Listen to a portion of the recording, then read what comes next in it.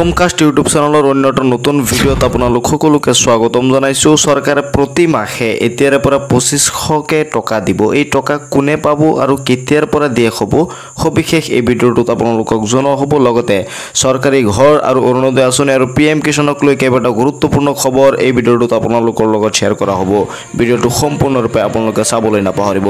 স্ক্ৰীনত হয়তো আপোনালোকে দেখা পাইছে যে লাখ লাখ লোকে নতুনকৈ লাভ কৰিব চৰকাৰী ঘৰ। 7 লাখ লোকক ঘৰ দিয়াৰ লক্ষ্য হিমন্ত বিশ্ব শৰ্মা চৰকাৰৰ। হিমন্ত বিশ্ব শৰ্মা চৰকাৰৰ বিশেষ ঘোষণা যে এতিয়াৰে পৰা নতুনকৈ 7 লাখ মানুহক চৰকাৰে ঘৰ দিব বুলি ঘোষণা কৰিছে।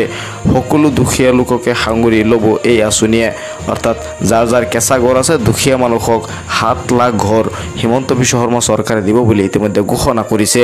প্ৰধানমন্ত্ৰী আৱাস যোজনা আৰু মুখ্যমন্ত্ৰী আৱাস যোজনাৰ অধীনত লাভ কৰিব চৰকাৰী ঘৰ।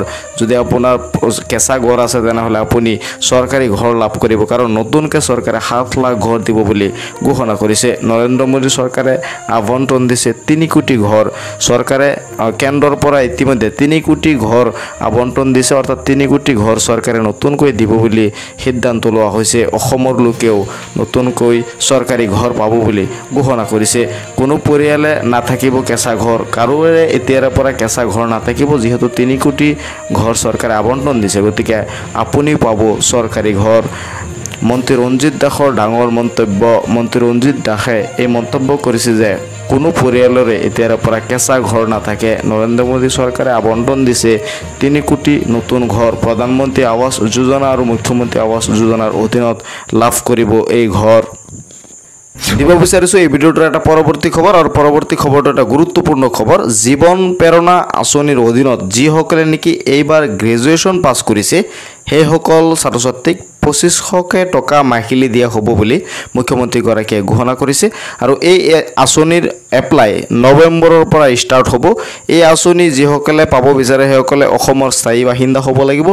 নিযুত মানে আঁচনি পালে এই আঁচনি নাপায়। যিসকলে নেকি নিযুত মানে আঁচনি পোৱা নাই বা নিযুত মানে আঁচনি ইতিমধ্যে তেওঁলোকৰ নিযুত মানে আঁচনিৰ টকা নাপায়, সেইসকলেহে এই আঁচনিৰ বাবে উপযুক্ত, অৰ্থাৎ এলিজিবল হ'ব। মাহিলী 2500কে টকা দিয়া হ'ব যিসকলে নেকি 2025 চনত গ্ৰেজুৱেশ্যন পাছ কৰিছে।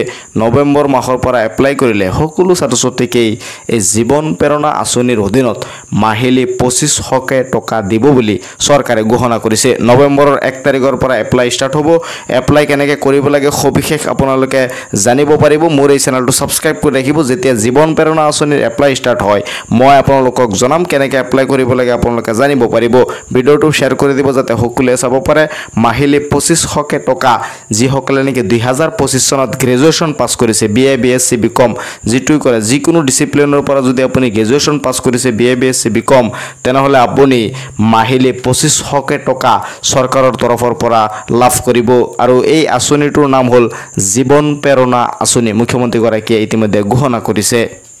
দিব বিচাৰিছোঁ পৰৱৰ্তী খবৰ, আৰু পৰৱৰ্তী খবৰটো এটা গুৰুত্বপূৰ্ণ খবৰ। PM কিষাণক লৈ ইতিমধ্যে চৰকাৰে ৰিলিজ কৰিছে এটা নটিফিকেশ্যন। স্ক্ৰীনত হয়তো আপোনালোকে দেখা পাইছে, য'ত উল্লেখ কৰা হৈছে যে 170 কোটি টকা চৰকাৰে ইতিমধ্যে PM কিষাণৰ বাবে ট্ৰান্সফাৰ কৰিছে।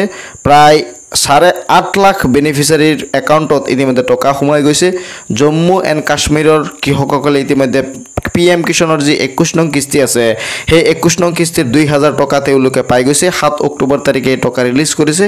অসমতো অতি সোনকালে PM কিষাণৰ 21 নং কিস্তিৰ টকা ৰিলিজ কৰিব বুলি চৰকাৰে ঘোষণা কৰিছে। গতিকে আপুনি যদি PM কিষাণৰ ধন পাব বিচাৰে তেনেহ'লে আপুনি অতি সোনকালে আপোনাৰ eKYC-টো আপডেট কৰি লওক। eKYC-টো আপডেট নকৰিলে আপুনি PM কিষাণৰ ধন নাপায়, কাৰণ চৰকাৰে অতি সোনকালে PM কিষাণৰ 21 নং কিস্তিৰ ধন মুকলি কৰিব বুলি ঘোষণা কৰিছে। গতিকে আপুনি PM কিষাণৰ 21 নং কিস্তি পাবলৈ আপুনি এতিয়াই eKYC-টো আপডেট কৰি লওক।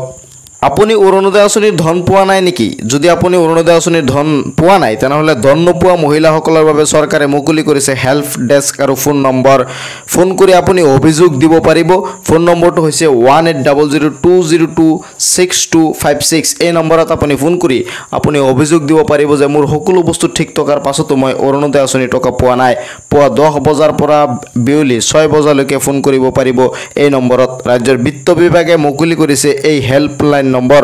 আপুনি এই হেল্পলাইন নম্বৰত ফোন কৰি আপোনাৰ অভিযোগ দিব পাৰিব 7 অক্টোবৰত মুকলি কৰি দিয়া হৈছিল অৰুণোদয় হিতাধিকাৰীৰ ধন কিন্তু এতিয়ালৈকে যদি আপুনি অৰুণোদয় আঁচনিৰ ধন পোৱা নাই তেনেহলে আপুনি অভিযোগ দিব পাৰিব এতিয়াও যদি ধন পোৱা নাই ফোন কৰক আপুনি ফোন কৰি অভিযোগ দিব পাৰিব অৰুণোদয় ধন নোপোৱা মহিলাসকলৰ বাবে ডাঙৰ খবৰ যদি আপুনি 7 অক্টোবৰ তাৰিখে অৰুণোদয় আঁচনিৰ টকা দিয়াৰ পাছতো আপোনাৰ বেংকৰ একাউণ্টত টকা সোমোৱা নাই তেনেহলে আপুনি অতি সোনকালে এই ফোন নম্বৰটোত ফোন কৰি আপুনি অভিযোগ দিব পাৰিব ফোন নম্বৰটো হৈছে 1800202626